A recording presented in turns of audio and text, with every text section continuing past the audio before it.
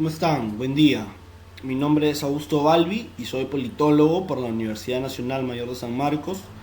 Cuento con una especialidad en gobernabilidad y gerencia política por la Pontificia Universidad Católica del Perú y la George Washington University. Y actualmente me vengo desempeñando como investigador principal del Grupo de Estudios de Gobernabilidad y Democracia de la Universidad San Marcos y como analista político en la web Tintero Político. En esta oportunidad he recibido la invitación del Instituto de Iure para continuar hablando del curso de gobernabilidad y políticas públicas que se viene dictando a nivel nacional.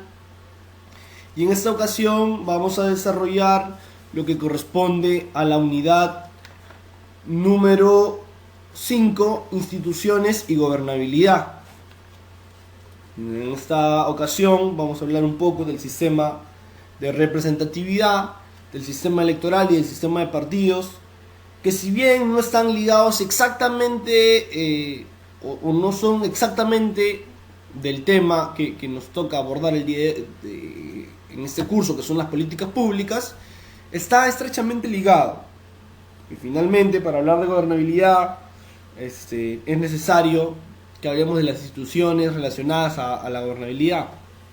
Y en la configuración de actores que hemos tocado la sesión anterior, evidentemente pues también hablamos de los partidos políticos, ¿no? Y no podemos hablar de los partidos políticos sin entender cómo funciona la dinámica también de los sistemas electorales. Y pues para hablar de la gobernabilidad y del Estado hay que entender cómo se genera la representación, porque al final nuestro sistema de gobierno es un sistema representativo. Entonces es importante tener en cuenta también, no solamente el tema de la política pública, sino también el contexto en el cual va a surgir la política pública para poder generar gobernabilidad democrática. Entonces pasemos a hablar de este tema, que en realidad es un tema extenso y complicado, más que complicado, extenso y tedioso de abordar, porque se puede abordar desde diferentes aristas. Pero nuestro objeto de estudio no es este tema, sino son las políticas públicas. Por lo tanto, haremos un vistazo, una breve pincelada muy panorámica, simplemente para que podamos tener claro de qué estamos hablando.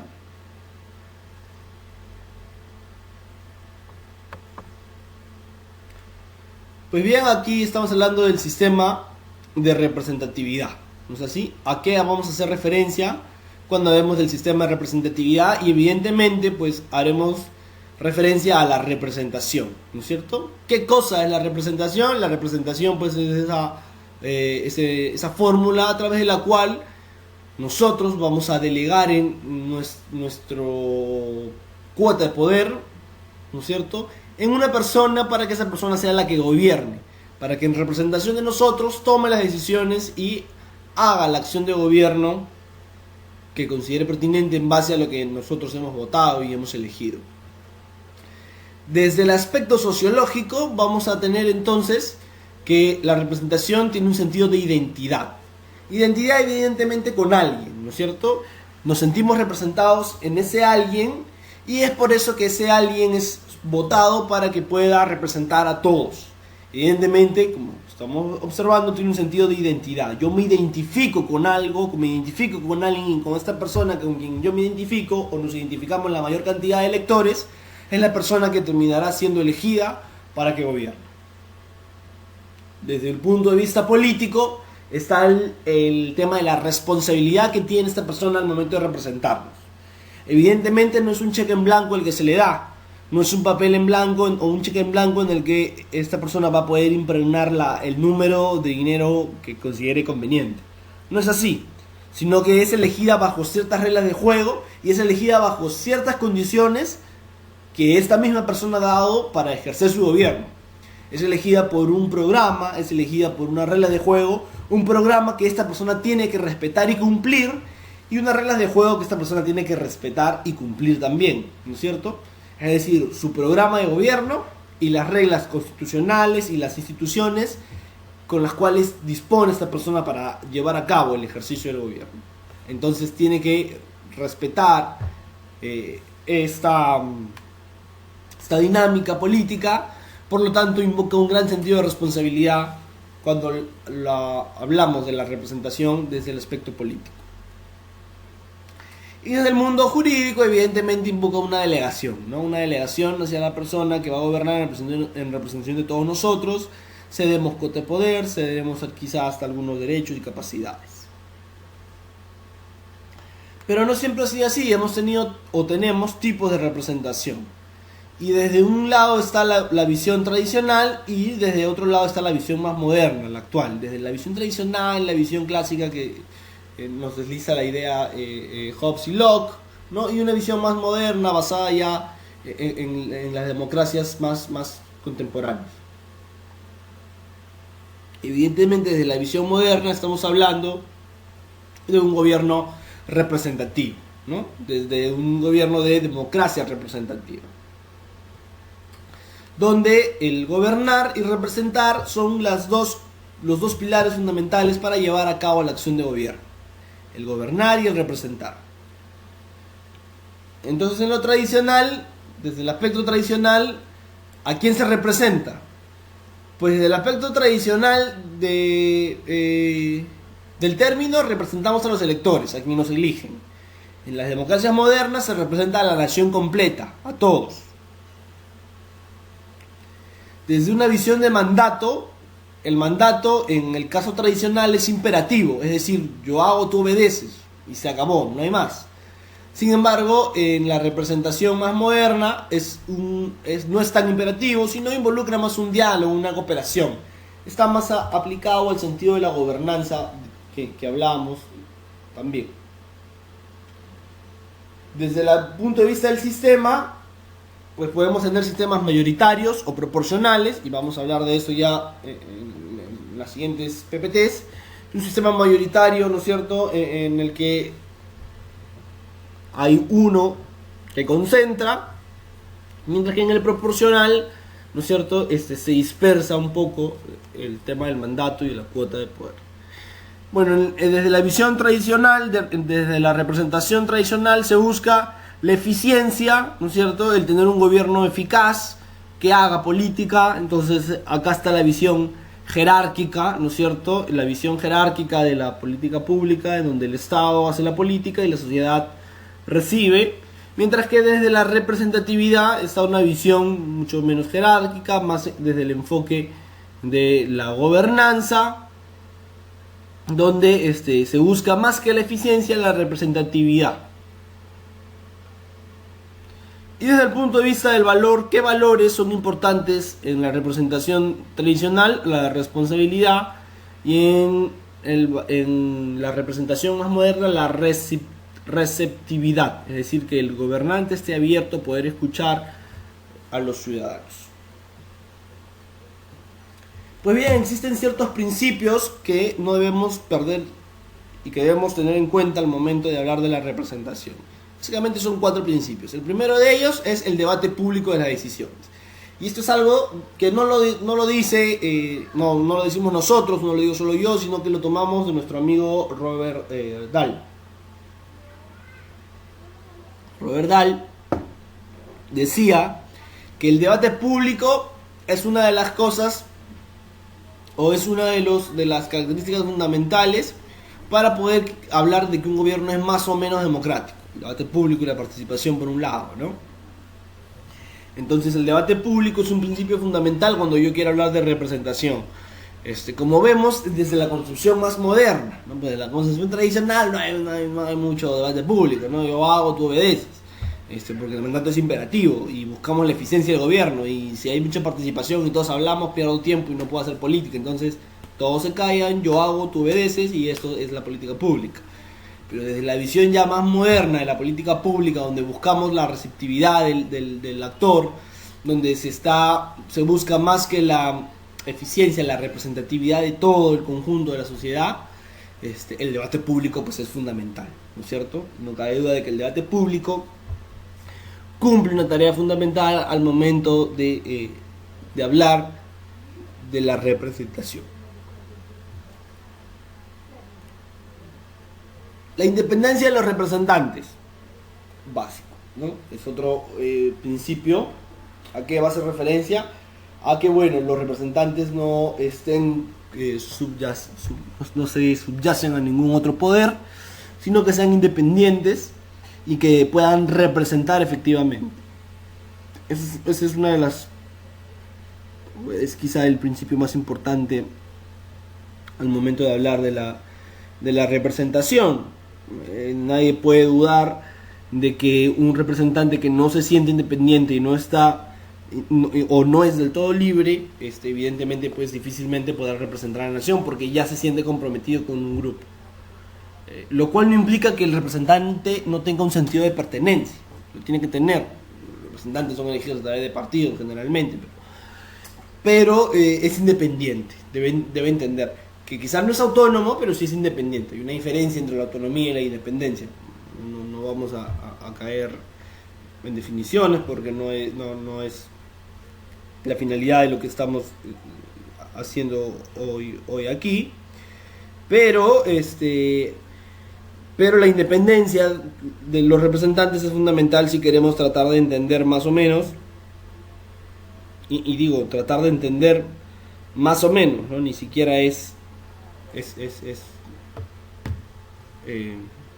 ¿cómo decirlo? Si queremos entender más o menos la idea a la cual nos va a llevar la representación. La independencia de los representantes, ¿no es cierto?, es un pilar y un principio fundamental. Si el representante no es independiente, pues difícilmente podrá representar. Eso no hay mucho que decir. Ahora sí, la autonomía de los gobernados. O sea, acá hay una dicotomía y hay una diferenciación.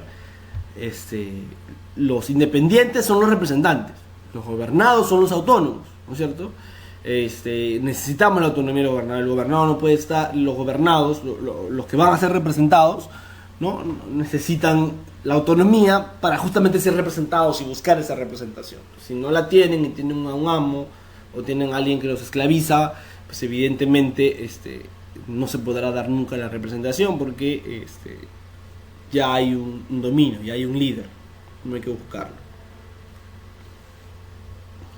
Y bueno, desde el principio básico que tiene toda democracia representativa, ¿no es cierto?, y de que se ha hablado mucho en la teoría de la democracia sobre eso, y es un pilar fundamental, y no podemos concebir la democracia sin elecciones.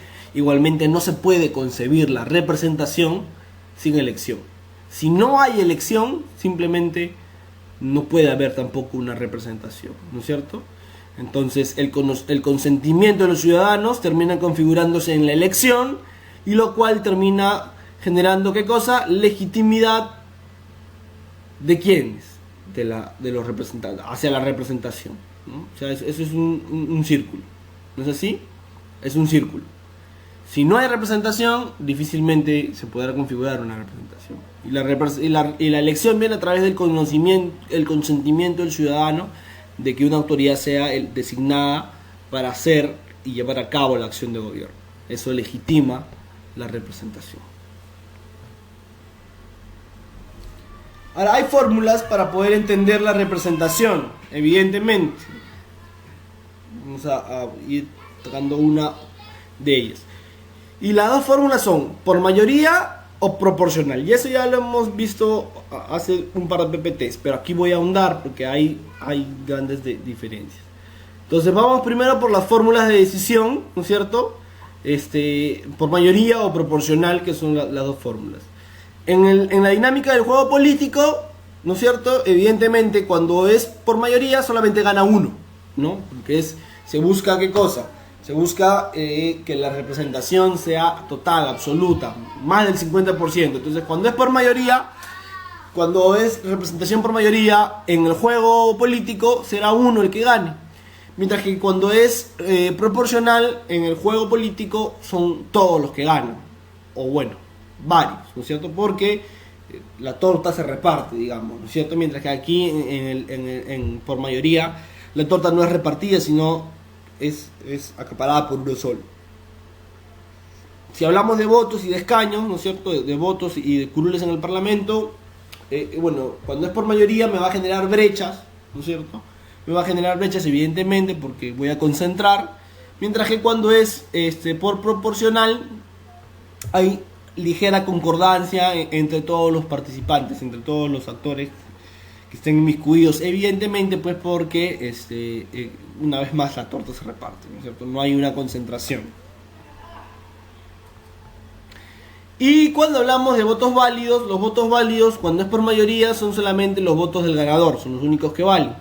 Mientras que los votos válidos en el proporcional son los votos de todos, ¿no es cierto? Para esto en sentido lato y no técnico, ¿no? Porque evidentemente los votos válidos para la OMP se configuran de otra manera. Entonces estoy aclarando que los votos válidos estamos refiriendo a la legitimidad que va a tener el gobierno. La legitimidad va a ser del ganador, mientras que en la proporcional la legitimidad la van a dar todos. Y la votación, ¿cómo se configura la votación? Cuando es por mayoría es por un candidato, ¿no es cierto? Nos cerramos todos por el candidato y le damos nuestra legitimidad, mientras que cuando es proporcional se da a través de la lista, ¿no es cierto? Fundamental diferencia. Entonces, las fórmulas de representación, cuando es representación por mayoría y proporcional, dentro del juego político habrá un ganador por mayoría y más de un ganador, o todos ganarán en la proporcional porque hay una repartición de la torta, ¿no es cierto? En los votos y escaños se genera una brecha, mientras que en la proporcional hay una concordancia, se evita la concentración. En los votos válidos solo el ganador es el que le da la legitimidad, mientras que en la proporcional todos. Y en la votación por mayoría se da por candidato y en la proporcional se da por lista. Hasta aquí creo que hemos sido bastante claros y no habría mayor dificultad para poder entender a qué estamos o a qué nos referimos cuando hablamos de representación. ¿No es así? Entonces, si ya hemos entendido más o menos a qué nos referimos con representación y ese es ese sistema bajo el cual nosotros los ciudadanos vamos a ceder una parte de nuestros derechos, vamos a ceder una parte de nuestra cuota de poder a una autoridad para que en nombre de nosotros sea él quien tome las decisiones y sea él, pues desde la visión de la política pública, el que haga la política pública. ¿Qué tan importante es la fórmula por mayoría proporcional que hemos visto? ¿Qué tan importante, al final eso compete al sistema electoral? Entonces, ¿qué tan importante será el sistema electoral y el estudio del sistema electoral en la dinámica de las instituciones? ¿Qué cosa es el sistema electoral? Y es lo primero que habría que preguntarnos. Bueno, si hablamos de sistema, ya desde que la palabra sistema, utilizamos la palabra sistema, ya tenemos una referencia a qué nos podemos estar refiriendo. ¿No es así? Sistema, conjunto, ¿no es cierto? Sistema hace referencia pues a un conjunto, a un grupo, ¿no es cierto? A una visión más organizada que conglomera elementos. Entonces, si hablamos de electoral, pues evidentemente estará relacionado pues ¿no es cierto? al tema de elecciones, ¿no es cierto? Por ahí podríamos decir, sin conocer técnicamente el término. ¿Qué es el sistema electoral? Pues el sistema electoral va a ser aquel conjunto de reglas y procedimientos a través del cual yo voy a poder convertir los votos de los ciudadanos y de los electores en escaños, es decir, en puestos en el Parlamento o en cargos de gobierno, ¿no? Ese conjunto de reglas y procedimientos para que yo pueda convertir los votos en escaños o cargos de gobierno. A eso hago referencia cuando estoy hablando del sistema electoral.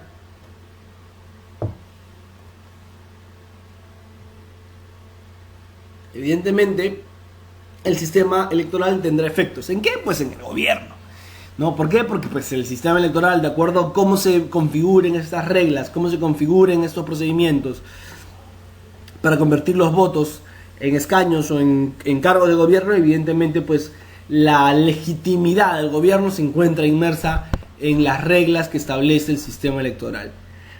Entonces el sistema electoral es fundamental porque tiene efectos ¿sobre quién? Sobre evidentemente el gobierno. Y tendrá efectos sobre el comportamiento del gobierno porque va a orientar la estructura del sistema político. ¿Cómo va estructurado nuestro sistema político? ¿De qué manera? Pues de alguna manera el sistema electoral tiene un efecto sobre esto. Evidentemente a través de los resultados electorales, ¿no es cierto? Los resultados electorales pues también configuran el gobierno y básicamente tienen efectos sobre el sistema de partidos, que es lo que vamos a conversar más adelante.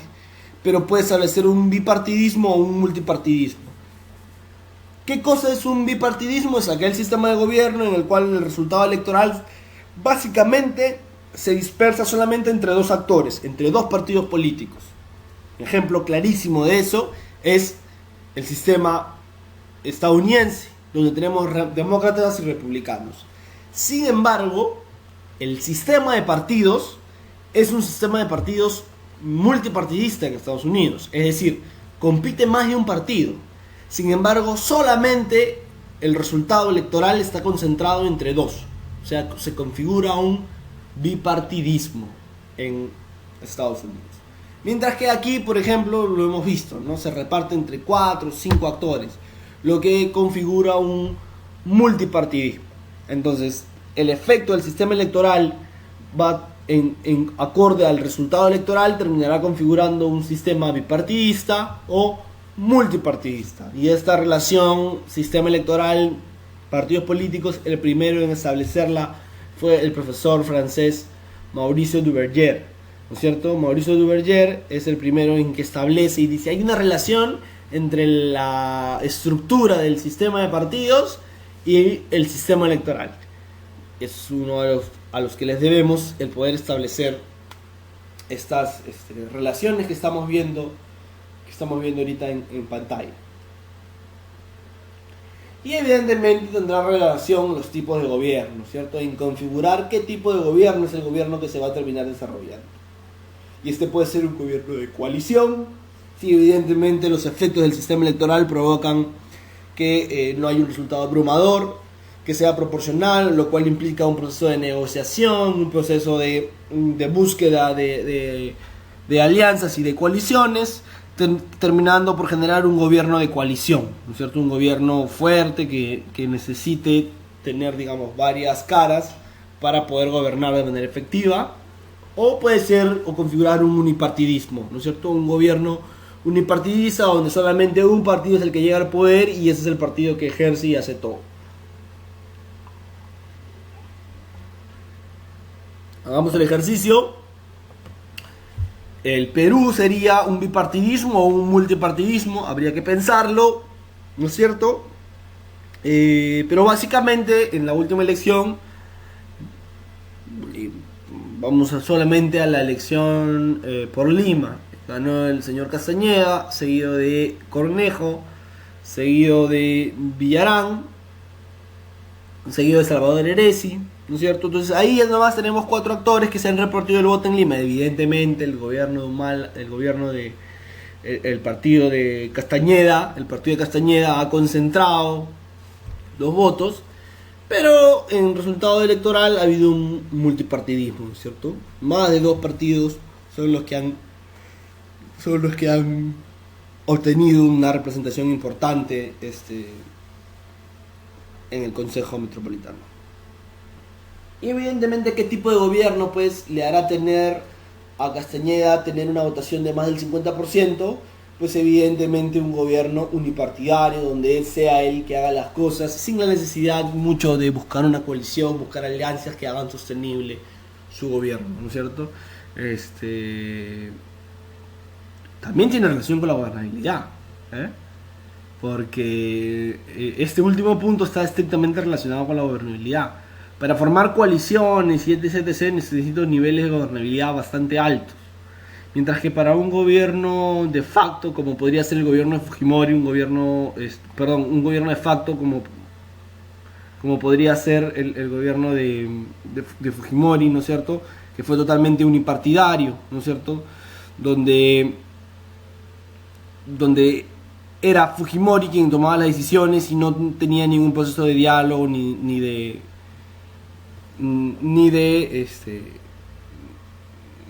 consensuar con la oposición, ¿no es cierto? Y así se configura el sistema de partidos. ¿Qué cosa es un sistema de partidos? Vamos a hablarlo, pero vamos a hablar primero de la institucionalización.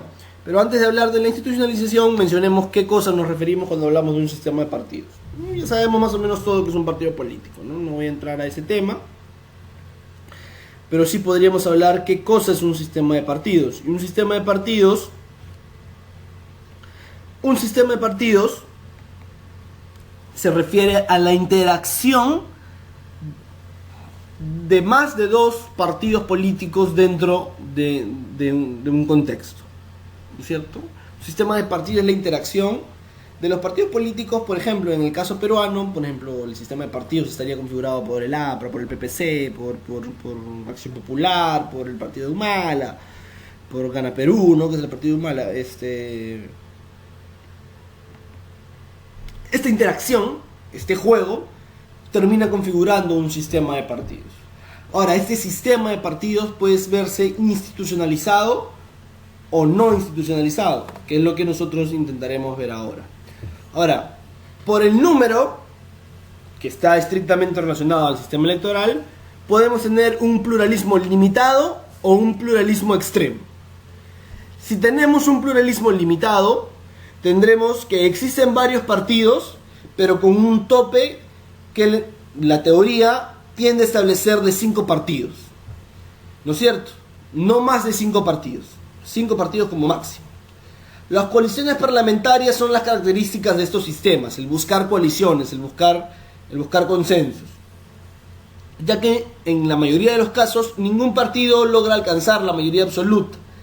En este caso se van a formar grupos de partidos, por lo que a diferencia del sistema bipartidista, ¿no es cierto?, que hemos dicho, donde se concentran en 2 solo partidos,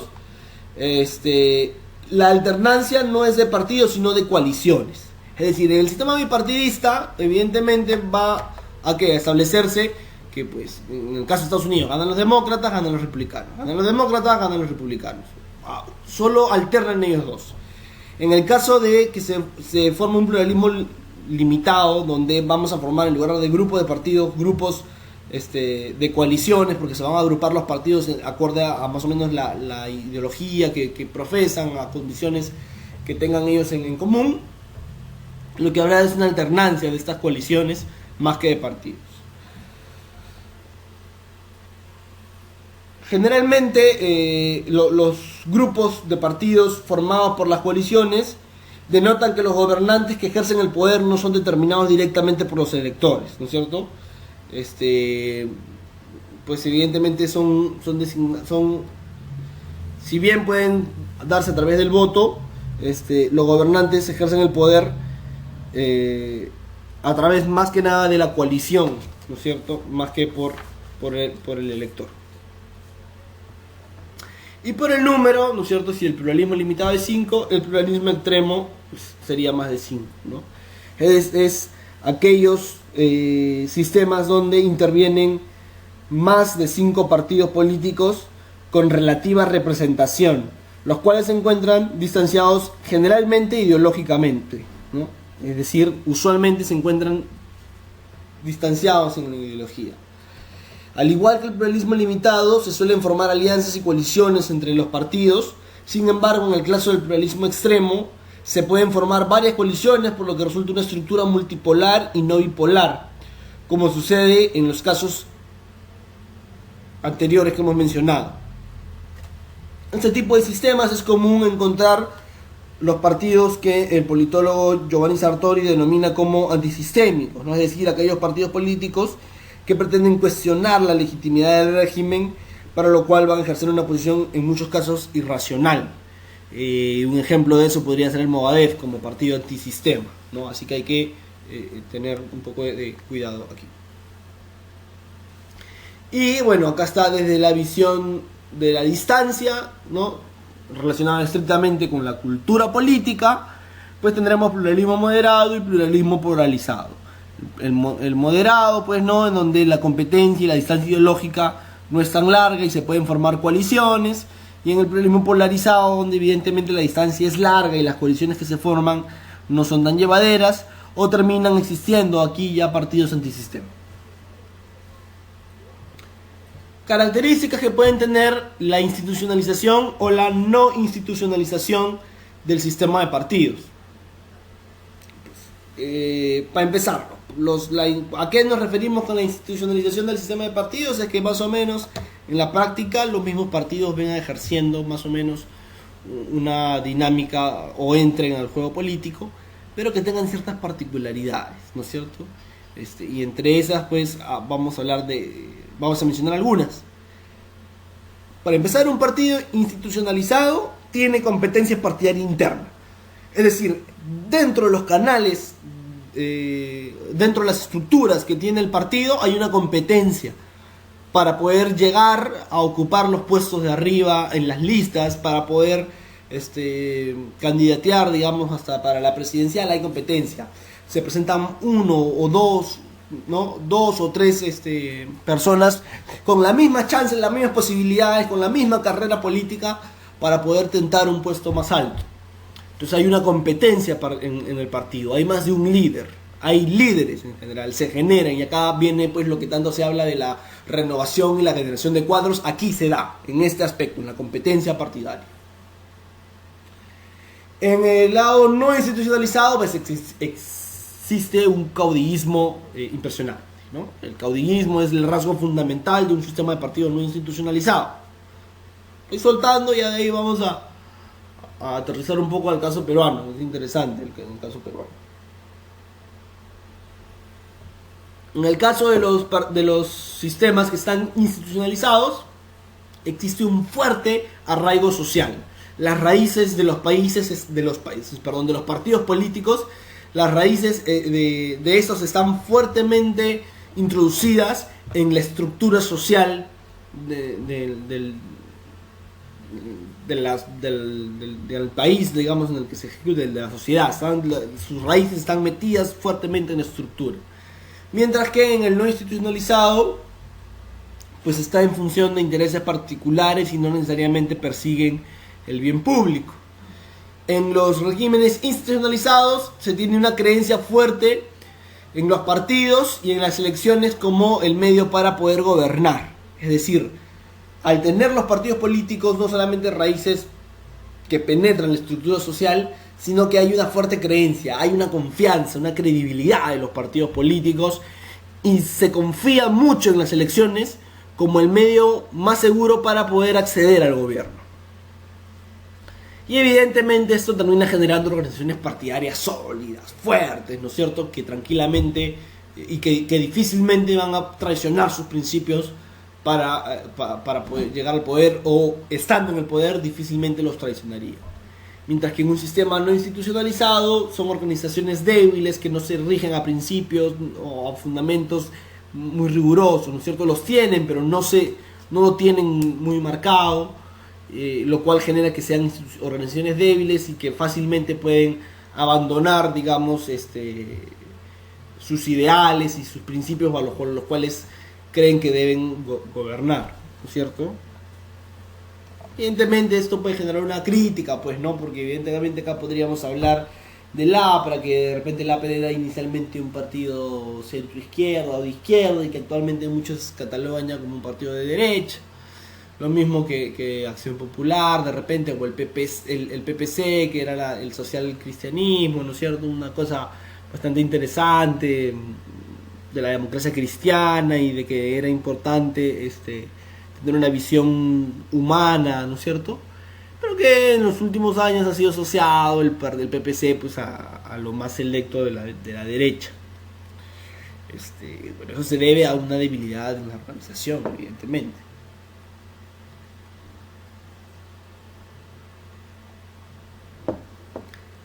Y este punto es importante. ¿Qué determina el comportamiento de los partidos políticos? Y hay dos tipos de comportamiento: interno y comportamiento externo.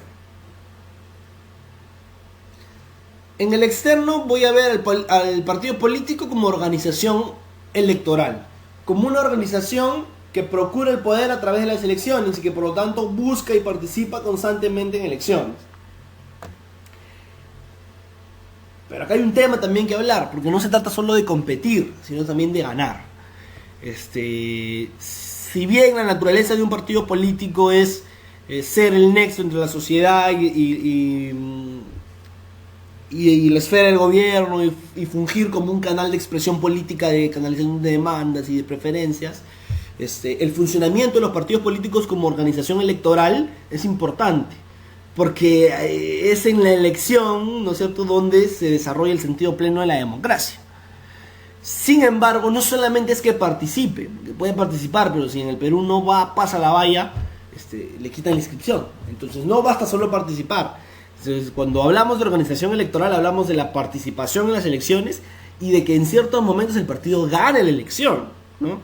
Y sobre eso, pues, podríamos poner el ejemplo del PPC, que es un partido, digamos, que siempre compite, pero que en la última elección casi desaparece. Y no sé si de repente mandarse solos a la luna presidencial sea lo más conveniente ahorita, ¿no?, para el PPC. Entonces ahí, por ejemplo, hay un caso interesante de cómo visualizamos al PPC, Partido Político Peruano, ¿no es cierto?, partido político de nuestra sociedad, ¿no?, el Partido Popular Cristiano, el PPC, como organización electoral, ¿no? Es decir, no solamente que participa, sino que también que gane. Y ahora ha perdido distritos, ha perdido todo Lima, o sea, interesante la dinámica, ¿no? Y parecía que iba a ser distinto, ¿no? Entonces, ahí se dan cuenta más o menos que la dinámica partidaria es bastante volátil y es bastante complicado de explicar un poco los términos. Pues si gana, hay que verlo como organización de gobierno, ¿no es así? O sea, si un partido político es una organización electoral que participa y que gana, o que busca ganar la elección, o que debe ganarla, y ahora pasamos a verlo como organización de gobierno, como una organización que está en el gobierno y que son ellos los que van a llevar la línea de acción pública, la línea de acción de gobierno. Esa visualización es importante, pero está ligada una con la otra. Entonces, para hacer gobierno tienes que ganar, y para ganar tienes que competir, pero no puedes competir eternamente. Entonces ahí está la relación. O sea, yo compito para ganar, una vez que gano soy ya una organización de gobierno. Entonces, mucha atención a este aspecto, ¿no? El sistema de partidos desde el ámbito externo lo veo como organización electoral que participa y que busca y que procura ganar el poder, y como organización de gobierno una vez que llega ya al poder, una vez que gana la elección. Y bueno, como un grupo parlamentario, ¿no es cierto? Las bancadas dentro del parlamento son grupos del partido, ¿no? Todo esto se desarrolla ¿en qué escenario? Pues en el escenario público, pues, ¿no es cierto? En el escenario de la política, en el mundo de la política, que tanto nos dicen que no nos metamos porque es sucio, cochino y etc., ¿no? Pero bueno, en ese escenario es donde vamos a poder visualizar este comportamiento externo de los partidos, ¿no? Pero me quedo en estos dos primeros puntos y quiero marcar mucha importancia aquí, ¿no es cierto? Porque un partido político que solamente participa no sirve, y un partido político que una vez que participa se olvida y lleva la línea de acción de gobierno distanciado de sus principios, tampoco nos ayuda muchísimo. Desde el punto de vista interno hay que verlo como una organización burocrática, ¿no es cierto? Como una organización, como una estructura partidaria que tiene bases, que tiene secretarías, que tiene, no sé, todo un aparato partidario que busca darle sostenimiento al partido y que busca darle más o menos canales para que el mensaje del partido pueda viajar, ¿no es cierto? Entonces, como organización burocrática, una organización burocrática, ¿no? Una burocracia más, el partido es una burocracia también, tiene un presidente, tiene un secretario, tiene un tesorero, tiene bases, y cada base tiene un presidente, y ese tipo de cosas, ¿no? Como organización burocrática, entonces.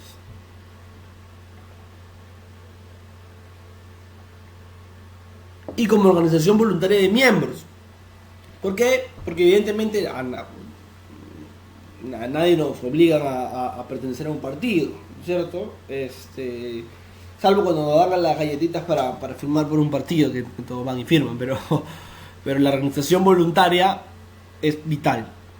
Nadie te obliga. O sea, tú te organizas porque quieres. Tú te afilias a un partido porque quieres. Tú participas en un partido porque tú quieres y crees en ese partido y crees que sus ideales son los que van a marcar la pauta para el desarrollo de la sociedad. Si te traicionan, eso es, te sientes traicionado, te vas y buscas otro, ¿no es cierto? Entonces la organización es voluntaria. Los miembros que entran a los partidos entran de forma voluntaria, sin ningún tipo de obligación, y al menos en teoría sin ningún tipo de condicionamiento. Pero eso, por eso digo, al menos en teoría. Así que estos aspectos hay que tomar en cuenta para entender el comportamiento de los partidos. Pero hay que tomar en cuenta cuál es la finalidad que va a tener el partido. Claro, procurar el poder, pero procurar el poder ¿para qué? ¿Y por qué es importante entender la dinámica de los partidos si nosotros queremos hacer o queremos ver la gestión pública? Y es porque evidentemente los partidos políticos son el canal a través del cual va a darse la política pública. Pero la política pública no la hace el Estado, podría ser una pregunta. Evidentemente sí, la hace el Estado. Pero ¿quién toma las riendas del Estado? Pues el gobierno a través de los partidos políticos, ¿no es cierto? Bueno, evidentemente en una democracia, en un gobierno autoritario la toma también un partido, pero bueno, el líder del turno. Pero bueno, estamos en nuestro contexto de democracia, ¿no? Entonces en nuestra democracia participan los partidos políticos para llegar al gobierno central, para llegar al gobierno regional, para llegar al gobierno local, para llegar al gobierno en general, para llegar a todo el aparato administrativo del Estado, y desde ese aparato administrativo del Estado llevar a cabo lo que ellos creen que es su proyecto de sociedad más idóneo para el país, y eso lo hacen a través de ¿qué? A través de políticas públicas. Pero este proceso de política, este proceso de construir este proyecto y de generar las políticas debe darse a través de ¿qué? A través de una canalización de demandas, porque la función natural de los partidos políticos va a ser funcionar entre el Estado y la sociedad, inmerso en el medio, como ese canal que va a darle expresión política a las demandas de la ciudadanía, como que va a darle expresión política a ese pluralismo que se encuentra en la sociedad. Ese pluralismo, esas demandas, esas situaciones insatisfechas, problemáticas que están en la sociedad, van a llegar a través de los partidos políticos. Pues. Este es el nexo más idóneo, que se llega a través de allí, porque son los partidos políticos en el Parlamento, son los partidos políticos en la oposición, son los partidos políticos como partido de gobierno, como organización de gobierno, los que van a llevar a cabo la acción pública. Entonces, si te escuchan y hay una canalización de demandas, una accountability, ¿no es cierto? Evidentemente, pues, podremos generar política pública porque sabremos y tendremos interacción. ¿Quiénes son los que interactúan con la ciudadanía en el ámbito político? Los partidos, ¿no?